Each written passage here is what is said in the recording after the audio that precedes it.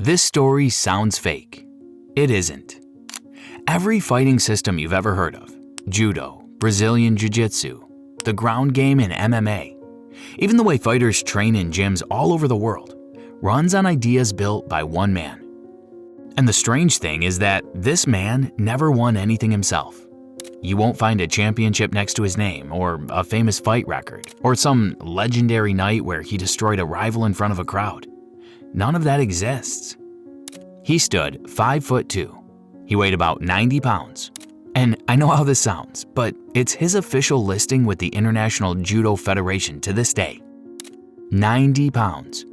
And yet, the strongest fighters on the planet, heavyweight champions, Olympic gold medalists, men who could throw a refrigerator across a room, all of them, every single one, train inside a system this tiny man designed more than a century ago. His name was Jigoro Kano, and the people who run World Judo today describe him in two words: an educator and a visionary, which is a strange way to talk about the father of a combat sport until you understand that Kano's genius was never his fists. It was his mind. He looked at fighting the way an engineer looks at a broken machine, and then he rebuilt it, piece by piece, into something the whole world could learn. But none of that was the plan. There was no grand vision at the start. At the start, there was just a small, rich, brilliant schoolboy in 1870s Japan who kept getting beaten up. And when that boy grew up and dared to announce that he'd taken the samurai's centuries-old fighting arts and fixed them, the old masters wanted his head. What happened next decided the future of fighting itself. And everything that exists today, the belts, the black belt itself, the Olympic sport, the arts that conquered the UFC, everything traces back to one humiliated kid deciding he was done being helpless. Jigoro Kano was born in December 1860 in Mikagi, a town near Kobe famous for exactly one thing: sake. His family was part of that business, wealthy, respected, and connected.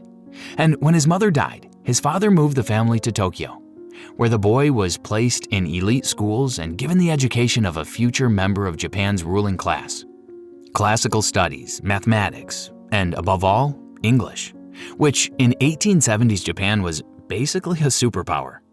The country had just thrown open its doors to the West after 2 centuries of isolation, and a kid who could read English was a kid being groomed for the top. So on paper, Kano had everything: money, brains, pedigree. There was just one problem, and it followed him into every schoolyard and dormitory he ever entered. He was tiny. Even fully grown, he stood 5'2" and weighed around. As a schoolboy, he was smaller still, and in the boarding schools of that era, small meant prey. The stronger students pushed him around, and by his own account, he could do absolutely nothing about it. Later in life, Kano said openly that this was what drove him. He felt unable to defend himself, and he hated it. Now, was he literally the weakest kid in the school? Honestly, nobody can prove that, and this channel isn't going to pretend otherwise. What's documented is what matters.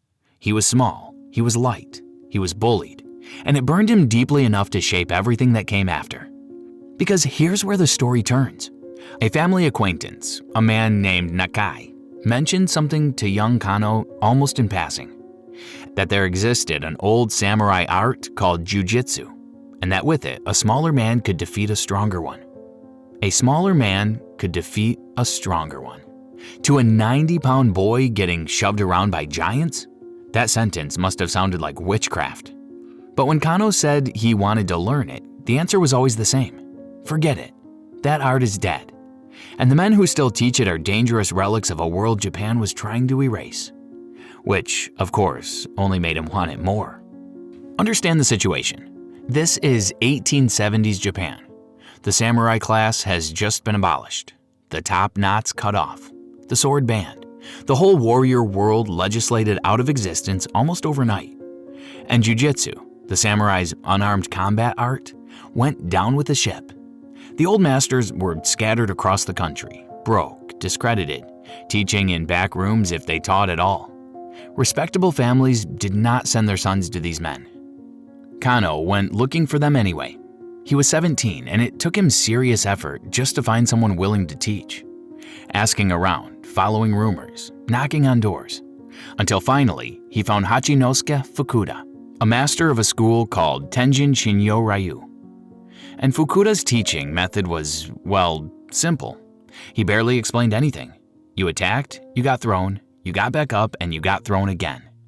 Kano, the elite student, the analytical mind, the kid raised on textbooks, was being educated through pure pain. Repetition after repetition with no theory attached. He hated parts of it. He also never missed a session.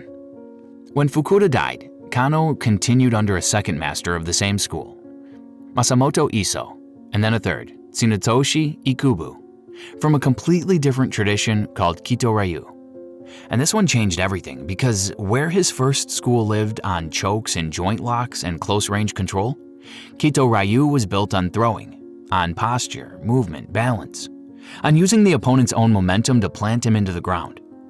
Kano now had pieces of two different fighting worlds in his hands. And then one training partner broke his brain. His name was Kanekichi Fukushima, and he was simply too strong. Kano threw everyone else in the dojo.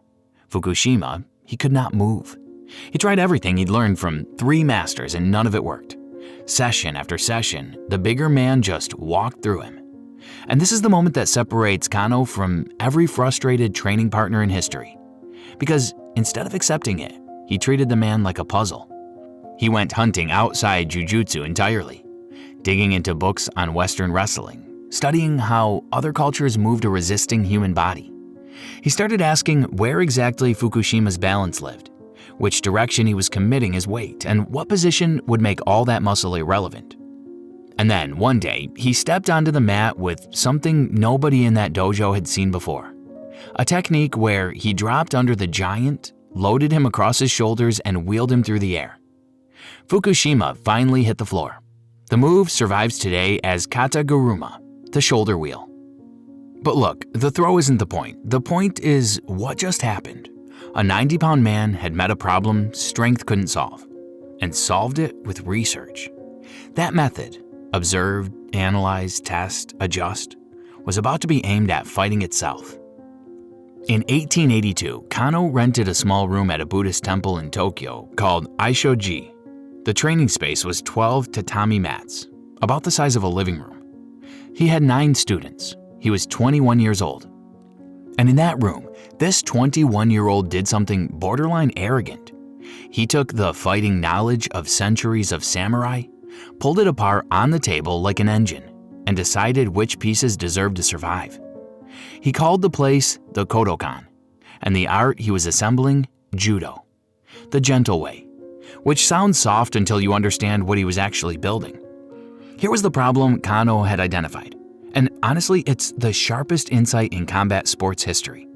The old jiu-jitsu schools were full of lethal techniques. Eye attacks, strikes to the throat, joint destructions, throws designed to drop a man on his head. Terrifying arsenal. But you can't actually practice killing your training partner, so the deadliest techniques could only ever be rehearsed in choreography with a cooperating partner, which means the men who mastered them had never once used them against somebody genuinely fighting back. The most dangerous arts, in other words, were the least tested. Kano's solution was to split training in 2. The dangerous material was preserved in kata, controlled, formal practice kept on the shelf. And everything that could be applied safely at full power went into randori, free sparring against a resisting, unpredictable, fully non-cooperating opponent, every single day. Stop and think about what that produces. Attempt the technique, meet real resistance, fail, adjust the failure, adjust, try again. Hundreds of times a month. A judoka with 1 year of that cycle had pressure tested his skills more than an old school master had in a lifetime of choreography. And that's the real invention here. Forget any single technique. What Kano had built was a machine for finding out what actually works. If that logic sounds familiar, it should. It's the exact reason a wrestler or a jiu-jitsu fighter walks through an untrained striker today. Live resistance beats secret techniques. Every gym on the planet now runs on that principle, and it was worked out by a 90-pound school teacher in a temple room. And he added one more invention while he was at it: ranks. Caillou grades, Dan grades, and a black belt to mark the serious students. Visible, standardized, earnable by anyone. Quick honesty break, because this is that kind of channel. The belt system people treat as ancient samurai tradition was invented in the 1880s. The black belt is younger than the New York subway plans, younger than the telephone. Tradition, it turns out, has a birthday. Now, you can imagine how the old jiu-jitsu masters felt about all of this. Some rich university kid, barely in his 20s, opens a school in a temple room and announces that he's taken their centuries-old arts and, well, fixed them. Yeah, they wanted his head. And here's the thing. In 1880s Tokyo, this argument wasn't going to be settled with pamphlets. The Tokyo police were shopping for a fighting system to train their officers, and whichever school won that contract would basically own the future of Japanese martial arts. The losers would fade into history. So the challenge matches came to Kano's door, one school after another, and the little professor had a decision to make. He didn't fight them himself. I know, but remember, Kano was never trying to prove that he was unbeatable. He was trying to prove the system was. So he sent his students, and his best weapon was maybe the most poetic choice in martial arts history, a kid named Shiro Saigo, who stood barely 5 feet tall. The Kodokan's answer to "your art is soft" was to send out the smallest man in the building. Saigo had one signature technique, Yama Arashi, the mountain storm.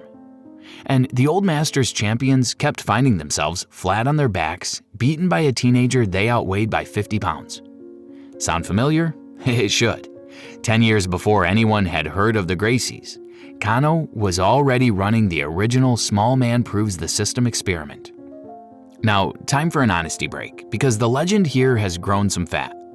The story you'll read everywhere is that in 1886, one grand tournament was held, Kodokan versus the old schools. Final score, 13 wins and 2 draws. Jiu-jitsu dead, judo crowned, roll credits. And look, the encounters were real. The victories were real enough to win the police, and that changed everything. But the perfect tournament with the perfect score is a different matter. No complete contemporary record of it exists. Historians think several different events get merged into one clean legend, the way these stories always do. What's beyond dispute is the result.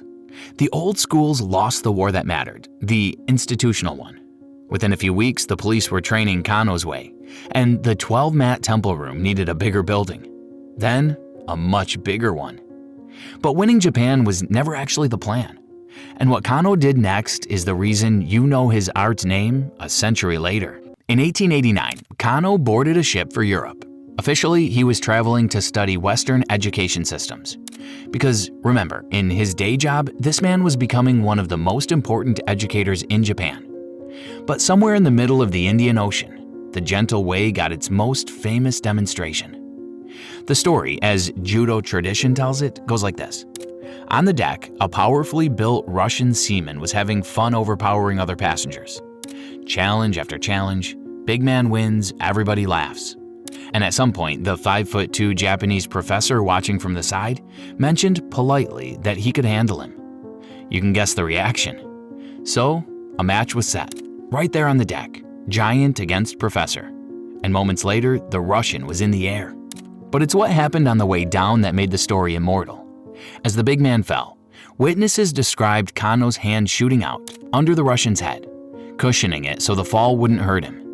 He threw the man and protected him in the same motion. The seaman got up, stunned, and reportedly walked over to congratulate him.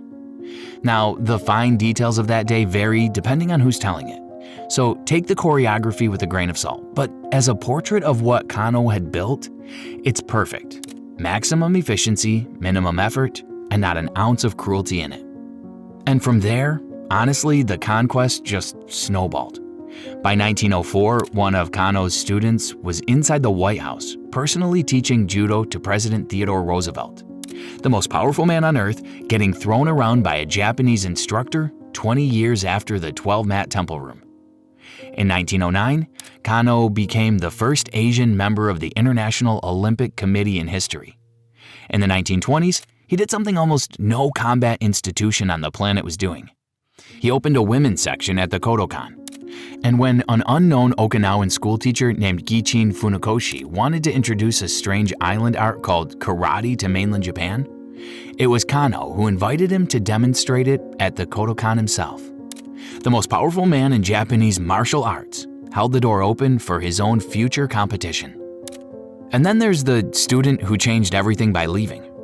A Kodokan judoka named Mitsuyo Maeda sailed west, fought his way across the world, and eventually settled in Brazil, where he taught a local family named Gracie. You know the rest. Kano once explained his obsession in a single sentence, and it's the only quote this story needs. Nothing under the sun is greater than education.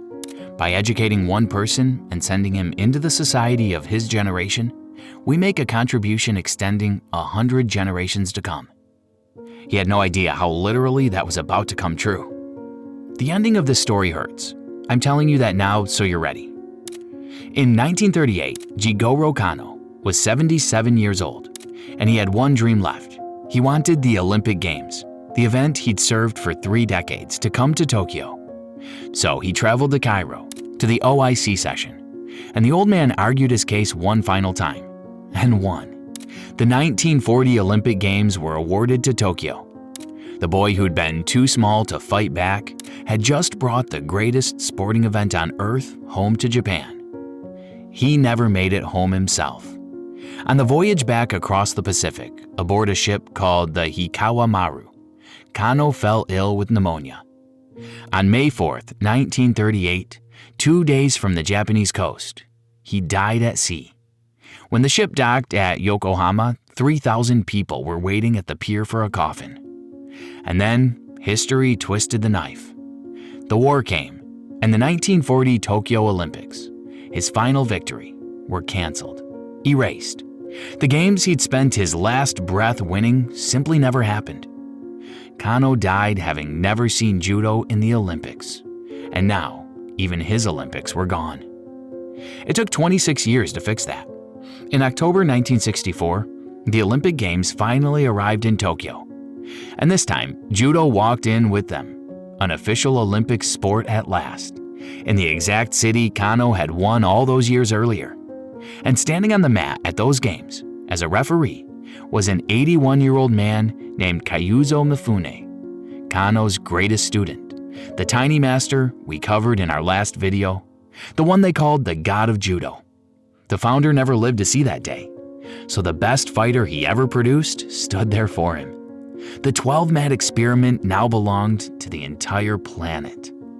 There's one more story judokas still tell, and nobody has ever proven it, that Kano asked to be buried not in his 10th degree rank, but in a plain white belt, the belt of a beginner, because he considered himself a student until the end. Maybe it happened, maybe it didn't, but it says something that all of the legends his followers could have invented, that's the one they chose. The ship he died on, by the way, still exists. The Hikawa Maru is docked in Yokohama to this day, a floating museum. You can stand on the deck where the 90-pound schoolboy's story ended, while every gym, every belt, every Olympic medal, and every ground fight in the UFC carries on the system he built. This is Jigoro Kano. Sounded fake, but it wasn't.